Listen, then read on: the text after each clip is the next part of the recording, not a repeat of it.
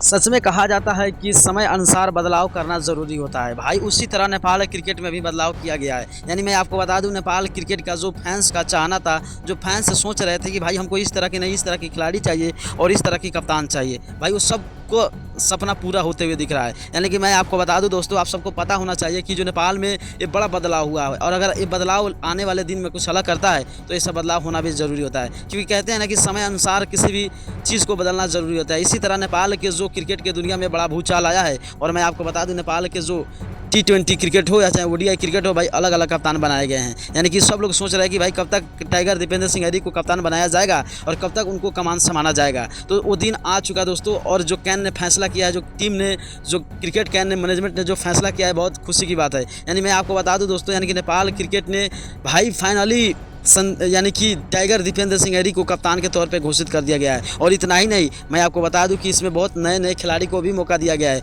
जो पहले के सीनियर खिलाड़ी थे भाई साहब, उन सबको छुट्टी कर दिया गया है। यानी कि ये बदलाव करना भी ज़रूरी था और होना भी चाहिए था। आपको क्या लगता है कि इस बदलाव से कुछ अलग होने वाला है?